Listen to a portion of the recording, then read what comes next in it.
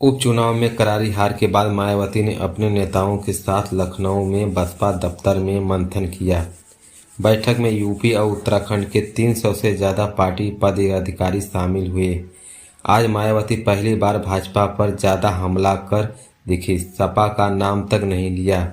उन्होंने कहा कि दलित और अम्बेडकरवादी बहुजन को एक होना होगा। सत्ता की मास्टर चाबी पाने के लिए संघर्ष से ज्यादा मजबूत करना होगा। कांग्रेस की तरह बीजेपी से भी बहुत लोग नाराज हैं, लेकिन बीजेपी पूंजीपतियों के समर्थन और गरीबी के विरोध में काम कर रही है।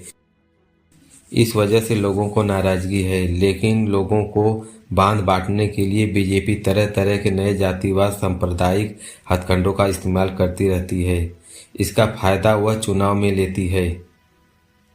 मायावती ने कहा कि चुनाव के समय बीजेपी ने वादा करती है, उसको चुनाव के बाद भुला देती है। यूपी सरकार संवैधानिक दायित्वों को निभाने की जगह धर्म को आड़ बनाकर अपनी राजनीति साधने लगी है। यही वजह है कि यूपी के लोग गरीब, बेरोजगार, अशिक्षित, पिछड़ेपन से जीने को लगातार मजबूर हैं। मायावती ने कहा कि चुनाव में धनबल, बाहुबल और सरकारी मशीन का दुरुपयोग किया जा रहा है। पाक साफ चुनाव कल की तरह आज भी बड़ी चुनौती है। ऐसे में आम जनता का चुनावी तंत्र पर विश्वास कम हो रहा है। यह संविधान को लोकतंत्र के लिए खतरे की घंटी है। संभल और अदानी मामले की वजह से मौजूदा शीतकालीन सत्र नहीं चल पा रहा है, यह गलत है। शीतकालीन सत्र चलना चाहिए। मायावती ने कहा कि बीजेपी वोट के लिए पुष्टिकरण की राजनीति कर रही है। इसके संभल में हुई हिंसा में मारे गए लोगों परिवार वालों को समाजवादी पार्टी 5-5 लाख रुपए देगी। इसे लेकर सपा ने एक्स पर पोस्ट किया है कि मुरादाबाद के सपा सांसद रुचि वीरा ने कहा कि हमारी यूपी सरकार की मांग है कि हिंसा में मारे गए लोगों को परिजनों को 1-1 करोड़ रुपए दे। दरअसल संभल हिंसा का 7वां दिन है। वहां के हालात धीरे धीरे सामान्य हो रहे हैं, लेकिन लखनऊ की सियासी सरगर्मी बढ़ रही है। शुक्रवार की रात सपा ने डेलीगेशन संभल भेजने का ऐलान कर दिया। डेलीगेशन के माता प्रसाद पांडे को 5 सांसद और 4 विधायक शामिल थे। इसके बाद तुरंत देर रात बाद संभल की डीएम ने धारा 163 लागू कर दी, यानी अब 5 लोगों को बिना अनुमति के इकट्ठा नहीं हो सकेंगे। नेता प्रतिपक्ष माता प्रसाद पांडे ने घर के बाहर फोर्स तैनात कर दी गई। सपा प्रदेश अध्यक्ष श्यामलाल पाल को नजरबंद किया गया।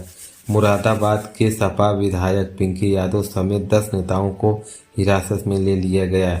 बरेली में 100 से ज्यादा सपा कार्यकर्ताओं को पकड़ लिया गया।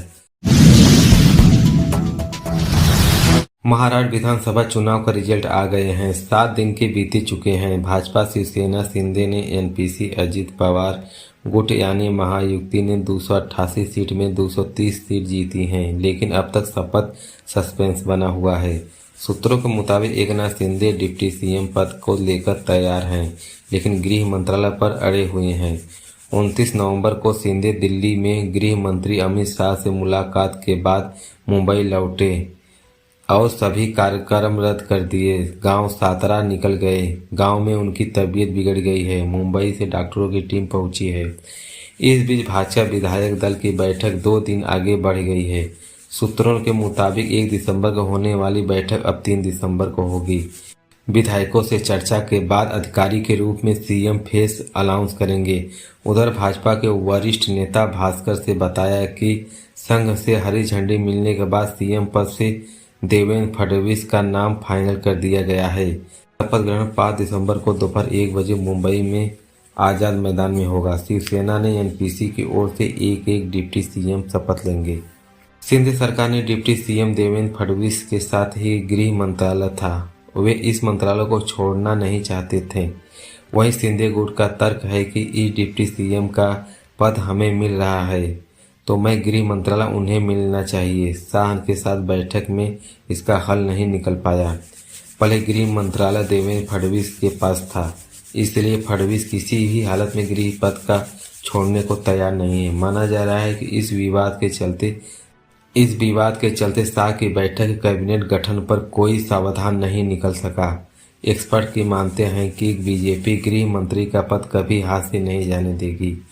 सूत्रों के मुताबिक शाह के चर्चा के बाद विभागों को लेकर गठबंधन की खींचातान मची हुई है। भाजपा गृह, राजस्व, उच्च शिक्षा, कानून, ऊर्जा, ग्रामीण आपस में रहना चाहिए।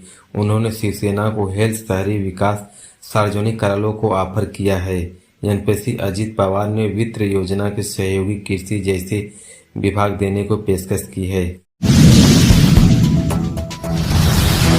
बंगाल की खाड़ी से उठा फेगल तूफान शनिवार 7 बजे पुडुचेरी कराईकल में तमिलनाडु के महाबलीपुर के बीच समुद्र तट से टकरा सकता है। इसका असर कर्नाटक और आंध्र प्रदेश के भी दिख रहा है। तमिलनाडु के लैंडफॉल के दौरान 90 किमी प्रति घंटा की रफ्तार से हवा चलेगी। तमिलनाडु व पुडुचेरी के कई इलाकों में भारी बारिश अलर्ट कर दी गई है। चेन्नई में भारी बारिश के चलते सड़कों पर पानी भर गया है। एटीएम में शॉर्ट सर्किट के चलते करंट लगने से एक शख्स की मौत हो गई है। शहर में कई फ्लाइट प्रभावित हुई हैं। शाम 7 बजे तक एयरपोर्ट बंद कर दिया गया। कई ट्रेनें भी समय से लेट चल रही हैं। तमिलनाडु के कांजीपुरम, विलुपुरम, कल्लापुरगी, चेन्नई और इन जिलों में लोगों को भी घर से बाहर न निकलने की सलाह दी गई है। रेस्क्यू टीम ऑपरेशन के लिए तमिलनाडु की टीम 7 हर एक टीम में 30 जवान रखे गए हैं। तूफान का असर तमिलनाडु, आंध्र प्रदेश, कर्नाटक, पुडुचेरी पड़ रहा है। तमिलनाडु सबसे ज्यादा प्रभावित राज्य है। यहाँ बारिश के चलते धान की फसल को काफी नुकसान पहुंचा है। तूफान का असर तमिलनाडु, आंध्र प्रदेश, कर्नाटक, पुडुचेरी पर पड़ रहा है। तमिलनाडु सबसे ज्यादा प्रभावित राज्य है। यहाँ बारिश के चलते धान की फसल को काफी नुकसान पहुंचा है। एकड़ के ज्यादा फसल खराबी हुई है। डिप्टी सीएम ब्रजेश पाठक शनिवार को पहले रविवार फिर मुगलसराय चंदौली पहुंचे। चंदौली में मेहवा के बने रहे ड्रामा सेंटर की निरीक्षण करते हुए ईंट की खराब क्वालिटी देखकर भड़क गए। उन्होंने ईंटों के आपस में टकराव कहा, ये दोनों ईंटें यूज किया जा रहा है, ये बचाते हुए टूट जाएगी। बिल्डिंग की नींव देखकर बोले, ऐसे कौन बनाता है? आप लोगों को तमाशा किया है? आप लोग से एक एक चौनी वसूल करूंगा। आप लोगों को बेस पिलर की हालत खराब कर रही है। पाठक ने काम करने वाली संस्था को जमकर फटकार लगाई है। साथ ही मौके पर मुख्य विकास अधिकारी संस्था ब्लैकलिस्ट करने की सरकारी धन की रिकवरी की आदेश दिया है। डिप्टी सीएम ने कहा, यह सरकार के धन की खुली बर्बादी है। उन्होंने कार्यदायी संस्था के इंजीनियर के फटकार लगाते हुए चेतावनी दी कि इस तरह की लापरवाही कतई बर्दाश्त नहीं होगी। पाठक ने कहा कि प्रदेश के विकास कार्यों के लिए धन आवंटित करती है ताकि जनता को बेहतर सुविधा मिले। इस तरह लापरवाही को भ्रष्टाचार कतई स्वीकार नहीं है।